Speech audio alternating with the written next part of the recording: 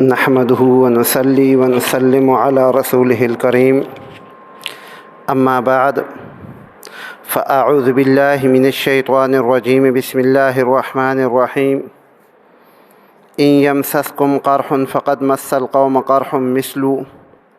وتلك الأيام نداولها بين الناس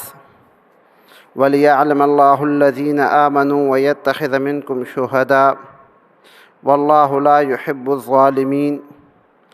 وليمحص الله الذين آمنوا ويمحق الكافرين صدق الله العظيم اللهم صل على سيدنا ومولانا محمد وعلى آل سيدنا ومولانا محمد وبارك وسلم وصل علیہ۔ انتہائی معزز واجب الاکرام سامعین اکرام، شوال کے مہینہ میں مسلمانوں نے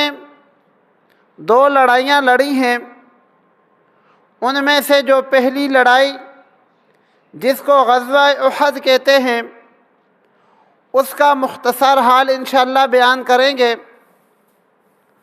غزوہ احد کا پس منظر یہ ہے کہ غزوہ بدر میں جب کفار کو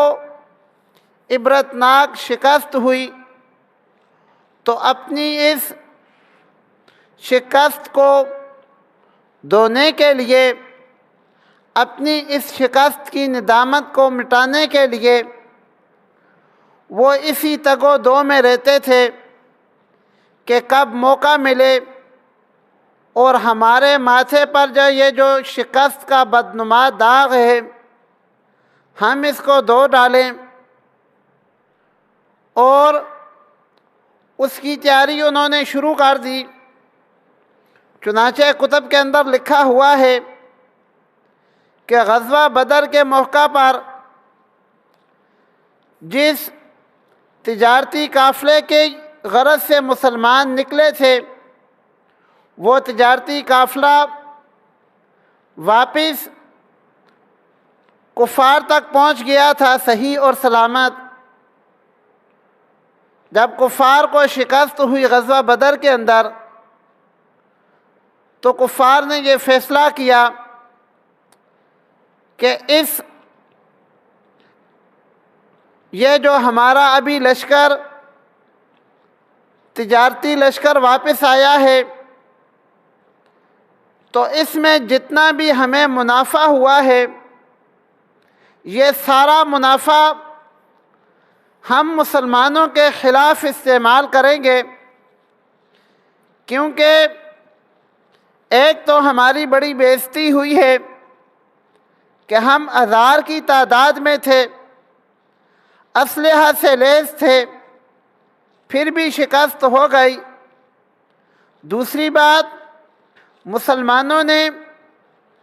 ہمارے اعزاء و اقارب اور رشتہ داروں کو مار دیا ہے،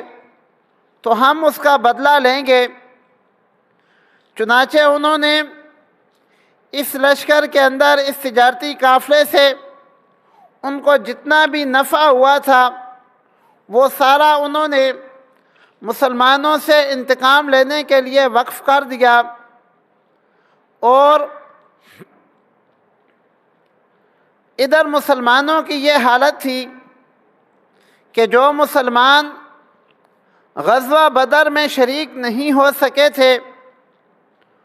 ان کی یہ دلی خواہش تھی کہ اللہ رب العالمین مسلمانوں کو موقع عطا فرمائیں، تو مسلمان بھی جیسے غزوہ بدر میں شہید ہوئے ہیں، ایسے اللہ رب العالمین کے دین پر اپنی جان لوٹا دیں، پاک پیغمبر صلی اللہ علیہ وآلہ وسلم پر اپنی جان قربان کر دیں۔ مسلمانوں کا یہ جذبہ تھا اور کفار کا اپنا جذبہ تھا۔ چنانچہ کفار نے 1000 کا لشکر مسلمانوں کے خلاف تیار کیا اور روانہ کر دیا۔ مکہ مکرمہ سے پاک پیغمبر صلی اللہ علیہ وآلہ وسلم کے چچا نے حضور نبی کریم صلی اللہ علیہ وآلہ وسلم کو اطلاع پہنچائی کہ یہاں اس طرح کا لشکر روانہ ہو رہا ہے، اور جو قاصد یہ اطلاع لے کر جانے والا تھا اس کو یہ تاکید فرمائی کہ 3 دن کے اندر اندر مدینہ منورہ میں پہنچ کر پاک پیغمبر صلی اللہ علیہ وآلہ وسلم کو یہ اطلاع پہنچانی ہے۔ چنانچہ وہ قاصد اپنے وقت پر پہنچا، پاک پیغمبر صلی اللہ علیہ وآلہ وسلم کو اطلاع دی۔ آپ صلی اللہ علیہ وآلہ وسلم نے 2 جانثار صحابہ کو بھیجا کہ آپ جا کر حقیقت معلوم کرو۔ وہ گئے اور واپس آ گئے، اور آ کر پاک پیغمبر صلی اللہ علیہ وآلہ وسلم کو اطلاع دی کہ کفار کا لشکر احد پہاڑی کے پاس ہے۔ چنانچہ آپ صلی اللہ علیہ وآلہ وسلم نے پھر صحابہ کو بھیجا کہ ان کی صحیح تعداد معلوم کر کے آئیں۔ چنانچہ صحابی گئے اور انہوں نے ان کی تعداد کا صحیح اندازہ لگایا، اور پاک پیغمبر صلی اللہ علیہ وآلہ وسلم کو اطلاع دی۔ آپ صلی اللہ علیہ وآلہ وسلم نے صحابہ اکرام رضی اللہ تعالی عنہم سے مشورہ کیا کہ ہم یہ جو لڑائی لڑیں گے مدینہ منورہ کے اندر رہ کر لڑیں یا باہر جہاں کفار نے اپنا مجمع لگایا ہوا ہے احد پہاڑی کے قریب، وہاں جا کر یہ لڑائی لڑیں۔ اس بات پر مشورہ تھا۔ صحابہ اکرام رضی اللہ تعالی عنہم نے مشورہ دیا۔ جو صحابہ غزوہ بدر میں شریک نہیں ہو سکے تھے انہوں نے یہ مشورہ دیا کہ لڑائی باہر جا کر لڑیں گے، یہاں رہ کر نہیں لڑنی۔ کچھ صحابہ کا مشورہ تھا کہ لڑائی مدینہ منورہ کے اندر رہ کر لڑی جائے۔ خود پاک پیغمبر صلی اللہ علیہ وآلہ وسلم کا ارادہ مدینہ منورہ کے اندر رہ کر لڑائی کرنے کا تھا، مگر جب صحابہ اکرام رضی اللہ تعالی عنہم کا جذبہ دیکھا تو آپ صلی اللہ علیہ وآلہ وسلم نے بھی نکلنے کا ارادہ کیا کہ مدینہ منورہ سے نکل کر احد کے مقام پر لڑائی کی جائے۔ یہ جو صحابہ اکرام تھے جو جذبہ جہاد سے سرشار تھے، ان کو بعد میں ندامت ہوئی کہ ہم نے یہ کیا کر دیا۔ ہم کون ہوتے ہیں پاک پیغمبر صلی اللہ علیہ وآلہ وسلم کو یہ مشورہ دینے والے کہ یہاں لڑیں یا وہاں لڑیں؟ وہ تو پاک پیغمبر صلی اللہ علیہ وآلہ وسلم کا جیسے حکم ہو ہمیں تو ویسے لڑنا ہے۔ چنانچہ جب آپ صلی اللہ علیہ وآلہ وسلم اپنا جہاد کا ضروری سامان لے کر اپنے گھر سے نکلے تو ان صحابہ اکرام نے عرض کی کہ یا رسول اللہ، ہم سے بھول ہو گئی، ہم نے یہ مشورہ دے دیا، آپ اپنی مرضی سے جہاں چاہیں لڑائی لڑ سکتے ہیں۔ تو پاک پیغمبر صلی اللہ علیہ وآلہ وسلم نے فرمایا کہ کسی نبی کے لیے یہ جائز نہیں ہے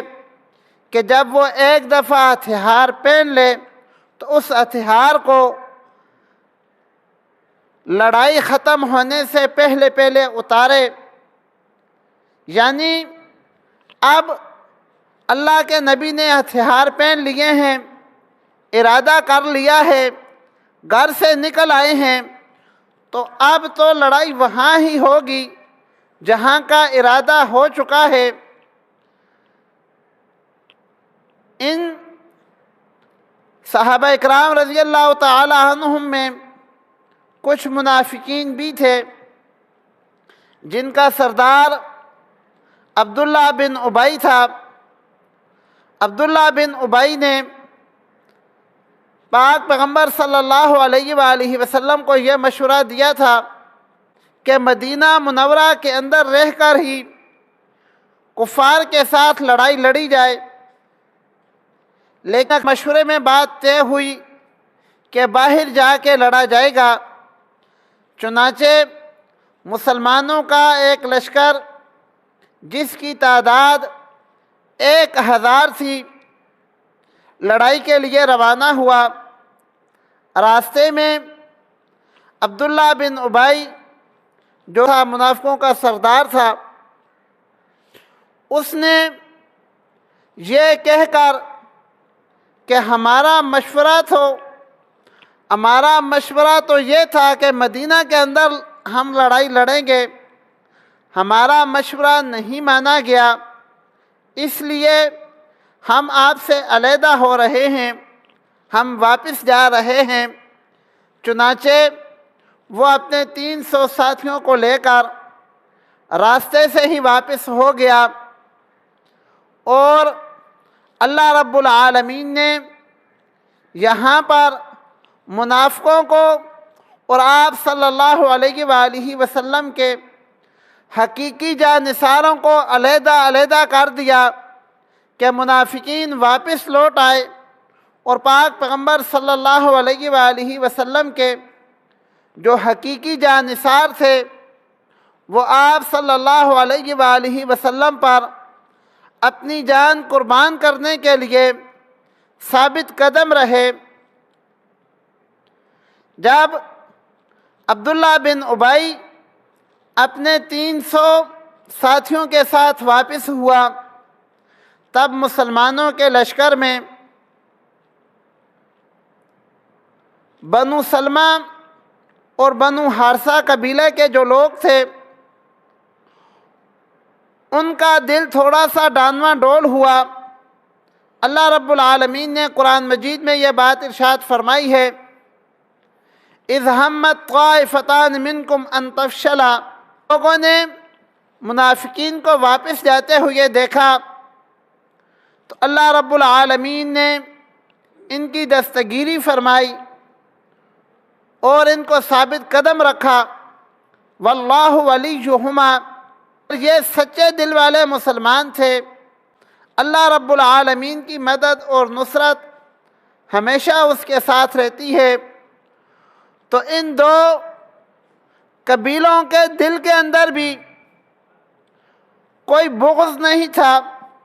کوئی بدنیتی نہیں تھی، آپ صلی اللہ علیہ وآلہ وسلم کے حقیقی جانثار تھے،